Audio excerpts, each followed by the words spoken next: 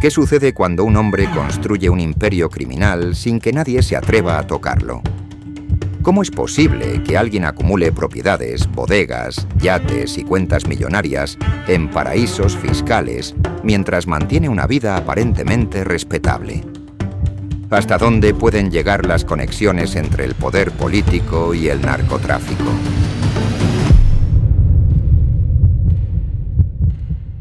Esta es la historia de Marcial Dorado, el narcotraficante gallego que navegó durante décadas entre dos mundos irreconciliables.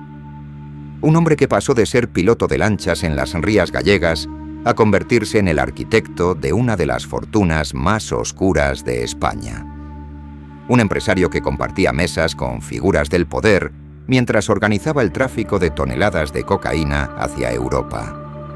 Hoy reconstruimos paso a paso su caída, desde los inicios en el contrabando de tabaco hasta el momento en que la justicia española logró derribar su imperio y sentarlo en el banquillo de los acusados. El 6 de noviembre de 2003, Marcial Dorado Baúlde fue detenido en Vilagarcía de Arousa por orden del juez José Antonio Vázquez Taín. La acusación: participación en una operación de narcotráfico internacional que pretendía introducir en España más de 6,5 toneladas de cocaína a bordo del pesquero South Sea. No se trataba de un alijo cualquiera, sino del segundo mayor decomiso de cocaína registrado en Galicia hasta ese momento. La operación terminó con la desarticulación de 3 organizaciones criminales gallegas que operaban coordinadas con cárteles colombianos. Marcial Dorado, el discreto empresario de la isla de Arousa, quedaría definitivamente vinculado al narcotráfico más duro. Pero aquella detención de noviembre de 2003 no era el inicio de su historia criminal. Era apenas el momento en que todo lo que había construido durante décadas comenzó a desmoronarse. Marcial Dorado Baúlde nació el 2 de abril de 1950 en Cambados, corazón de la ría de Arousa, en una Galicia marcada por la pobreza y la emigración. Hijo de una criada soltera que servía en casa de Vicente Otero Pérez, conocido como Terito, el patriarca del contrabando de tabaco en las Rías Baixas. Desde niño conoció el mar. Trabajó como buzo reparando bateas, transportó pasajeros en pequeñas embarcaciones entre la isla y el continente. Aprendió cada rincón de las rías. Su talento para pilotar lanchas rápidas llamó la atención de Terito, quien lo reclutó como piloto de planeadoras que transportaban tabaco desde buques anclados en aguas internacionales hasta las costas gallegas. Era la década de los 70. El contrabando de tabaco movía millones en las Rías Baixas y Marcial Dorado demostró ser uno de los más hábiles. A diferencia de otros contrabandistas que exhibían su riqueza con Ferraris y champán francés, Dorado prefería un Volkswagen Golf y seguir tomando vinos en las tabernas de su isla. Su discreción era proverbial. Nunca concedió entrevistas, rechazaba los focos, evitaba la ostentación. Sin embargo, su fortuna crecía exponencialmente. Pronto fue propietario de estaciones de servicio, bodegas de vino del Albariño, terrenos, propiedades inmobiliarias. En los años 80, fundó su propia compañía de contrabando, una de las 3 grandes organizaciones que controlaban el tráfico de tabaco en Galicia. Los informes policiales de aquella época lo describían como el jefe de una estructura con 12 embarcaciones, algunas construidas en Inglaterra, y 35 operarios a su servicio. Su capacidad de tráfico marítimo era calificada como muy alta.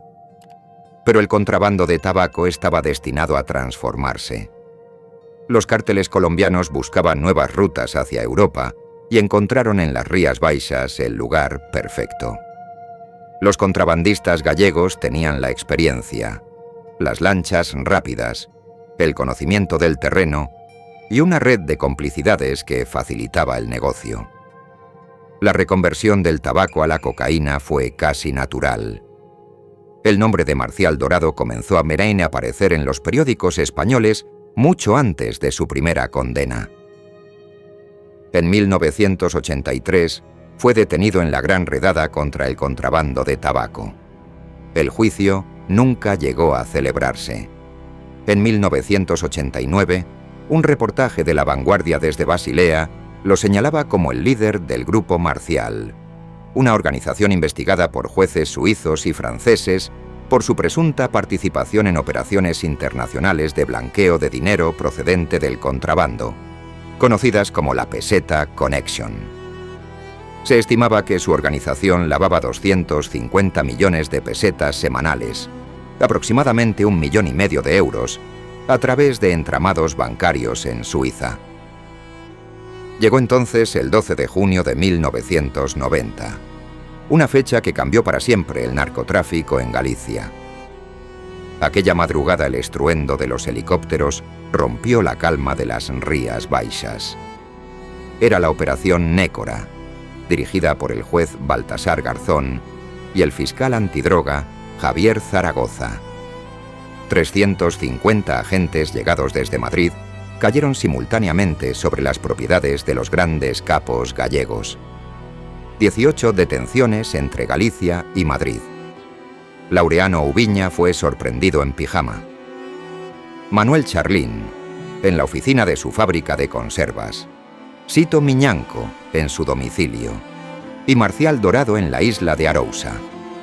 Las imágenes de Garzón bajando de un helicóptero en el Pazo Bayón se convirtieron en un icono. Por primera vez, el Estado español desafiaba abiertamente a los clanes del narcotráfico que habían operado con impunidad durante años. La operación Nécora desarticuló 19 organizaciones españolas y colombianas, intervino 1.700 kilos de cocaína y desveló múltiples entramados societarios de blanqueo. El juicio se celebró 4 años después con más de 50 acusados en el banquillo. Un 70% fue condenado, pero Marcial Dorado salió libre. Su caso fue separado del macrojuicio por considerarse que las imputaciones requerían investigación adicional sobre blanqueo de capitales. Aquella libertad le permitió continuar operando durante más de una década, aunque bajo vigilancia permanente de aduanas y de los jueces europeos que seguían el rastro de su fortuna. Durante los años 90, Marcial Dorado mantuvo su perfil discreto mientras su patrimonio seguía expandiéndose. Propiedades en Galicia, Portugal, embarcaciones de recreo atracadas en puertos exclusivos, sociedades pantalla en España y en el extranjero. Su nombre aparecía esporádicamente en reportajes sobre el narcotráfico gallego, pero conseguía sortear la justicia. En 1992 fue arrestado nuevamente por un alijo de tabaco, sin condena. Los años pasaban y Marcial Dorado seguía siendo intocable. Fue en aquella época cuando su vida social alcanzó su punto más alto. Se relacionaba con empresarios, políticos, funcionarios. Sus yates, el Mencalina y el Horatus, paseaban amistades por las rías. Organizaba cenas, viajes, vacaciones en destinos exclusivos. Parecía un empresario más del exitoso sector vitivinícola gallego. Nada hacía sospechar que tras aquella fachada respetable se escondía la infraestructura de una organización criminal internacional. Hasta que llegó el año 2003 y todo cambió. Las investigaciones del juez suizo sobre blanqueo de capitales habían aportado información crucial. La Agencia Tributaria Española y el Servicio de Vigilancia Aduanera intensificaron la presión. El juez, José Antonio Vázquez Taín, coordinaba una operación de gran envergadura que vigilaba cada movimiento de Dorado. Escuchas telefónicas, seguimientos policiales, análisis financieros. Todo apuntaba a que Marcial Dorado había dado el salto definitivo del contrabando de tabaco al narcotráfico de cocaína. La investigación se centraba en el pesquero South Sea y en una compleja operación que pretendía desembarcar toneladas de cocaína en las costas gallegas. Los investigadores lograron documentar que Dorado había aportado infraestructura naval a la organización concretamente la embarcación de alta velocidad Nautilus, construida en Astilleros Hércules, una compañía de su propiedad. Además, había financiado parte de la operación con 40 millones de pesetas. La red operativa incluía múltiples sociedades vinculadas, testaferros, cuentas opacas y una logística sofisticada que conectaba Colombia, Galicia y diversos puntos de Europa. El 6 de noviembre de 2003, la orden judicial se ejecutó. Marcial Dorado fue detenido en Vilagarcía de Arousa. Otros miembros de la organización cayeron simultáneamente.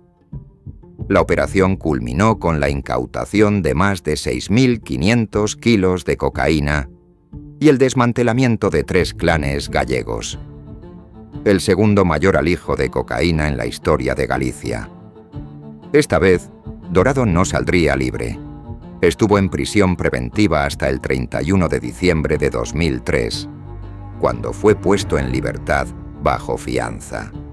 Durante los siguientes años, mientras la investigación avanzaba, Marcial Dorado intentó defenderse argumentando que su fortuna provenía exclusivamente del contrabando de tabaco y de negocios legales en duty free, que la venta del Nautilus se había realizado antes de la operación del South Sea, que no existían pruebas directas de su participación en el narcotráfico. Sus abogados presentaron recursos, cuestionaron las escuchas telefónicas, intentaron anular pruebas, pero la Fiscalía Antidroga construyó un caso sólido. El 16 de noviembre de 2009, la Audiencia Nacional dictó sentencia. Marcial Dorado Baúlde fue declarado culpable de tráfico de estupefacientes. Pena: 10 años de prisión. Multa: 35 millones de euros. Junto a él, otros 17 acusados fueron condenados por el mismo delito.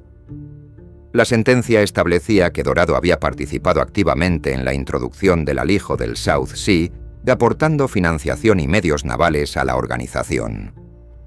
En febrero de 2011, el Tribunal Supremo confirmó la condena. Se acabaron los recursos en España. Marcial Dorado ingresó en prisión para cumplir íntegramente su pena. Pero el caso no terminó ahí. La Audiencia Nacional abrió paralelamente una investigación exhaustiva sobre el origen de su patrimonio.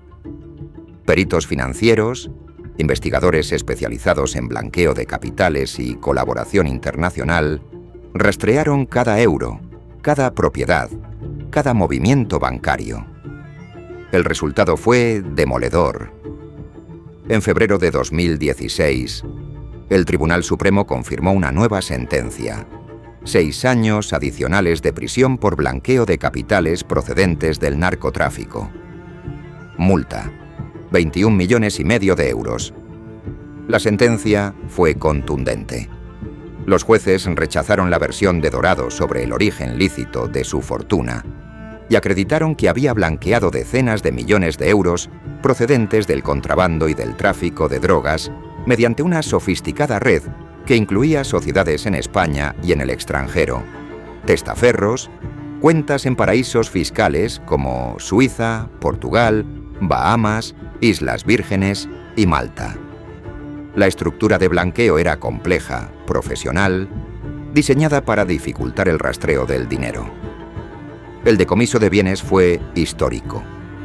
Más de 200 propiedades inmobiliarias, 19 sociedades españolas, 9 sociedades extranjeras, embarcaciones, bodegas, terrenos.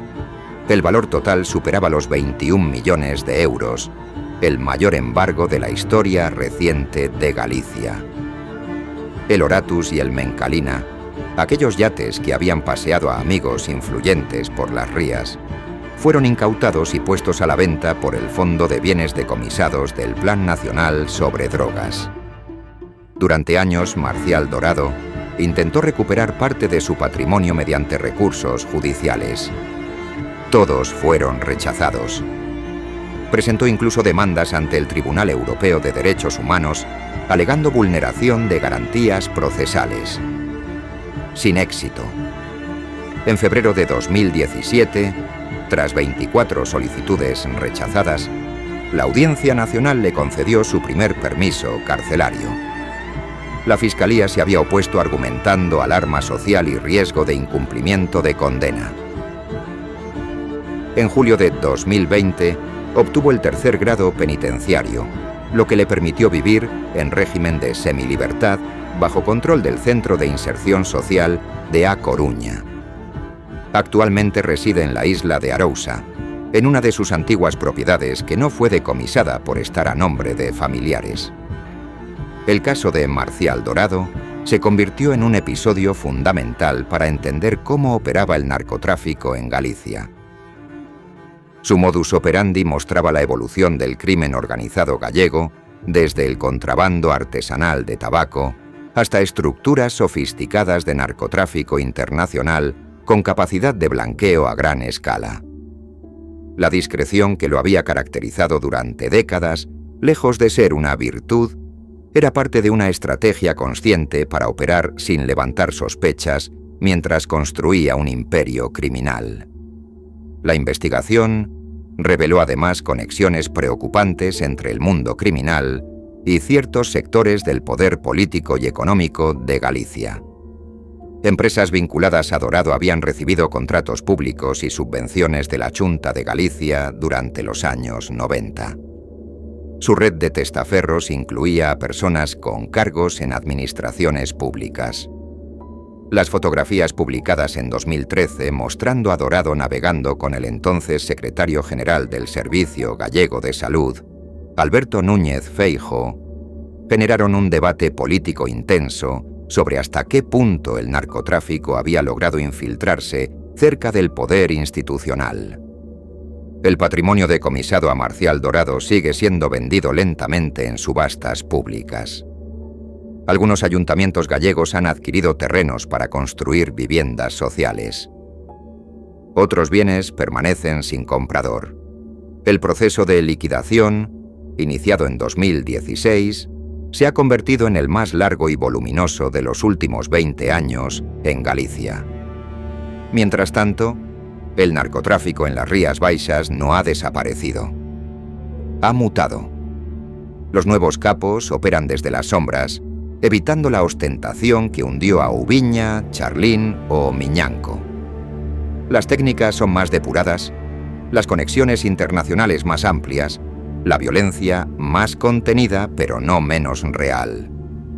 El legado de aquellos años salvajes permanece en forma de dinero lavado, propiedades inexplicables, fortunas sin origen claro que continúan circulando por la economía legal. Marcial Dorado representa el final de una era, la caída del último gran contrabandista convertido en narcotraficante. Un hombre que creyó que la discreción y las conexiones adecuadas lo harían intocable, que pensó que el silencio era suficiente armadura contra la justicia. Pero al final, como todos los demás, descubrió que el peso de las evidencias, la perseverancia de los jueces y la cooperación internacional terminan alcanzando incluso a los más cuidadosos. Hoy, la mansión de granito rosa con torre almenada que Dorado construyó en la isla de Arousa permanece como un recordatorio silencioso de aquellos años. Un símbolo de cómo la ambición sin límites puede edificar imperios que, tarde o temprano, se desmoronan bajo el peso de sus propios crímenes. El mar sigue lamiendo las costas de las rías, indiferente a las historias de quienes creyeron dominarlo para siempre.